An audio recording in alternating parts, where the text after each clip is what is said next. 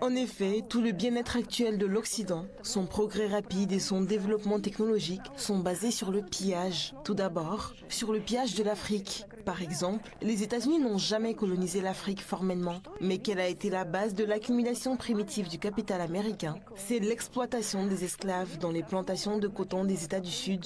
Combien d'esclaves ont été amenés? On n'en parle pas beaucoup. On parle de 15 millions d'esclaves. Mais de quels 15 millions parle-t-on? Selon diverses estimations, au moins 5 fois plus, peut-être 100 millions, ont été amenés. Ces gens sont morts en route. Leurs corps ont été empilés dans les navires. Cela signifie que l'Afrique a perdu sa meilleure base génétique, car les gens les plus jeunes, les plus forts et les plus sains ont été amenés.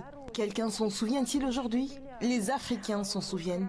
Rappelons-nous les actes de Léopold II dans l'ancien Zaïre, aujourd'hui République démocratique du Congo, lorsqu'il a déclaré que tout le pays était sa priorité personnelle et, lors de l'exploitation du caoutchouc, afin d'économiser du carton, il a utilisé la peau humaine pour le séchage. Le caoutchouc était appliqué sur la peau, puis retiré. Si les Congolais ne travaillaient pas bien dans les plantations, il leur coupait les mains, puis ils trouvaient qu'il n'était pas rentable de tuer la main-d'œuvre et ils ont commencé à tuer, à couper les mains et les pieds de leurs femmes et de leurs enfants. Après cela, le monarque européen éclairé, Léopold II, a ouvert un zoo à Bruxelles, qui existait même au XXe siècle, où il montrait, est-ce normal,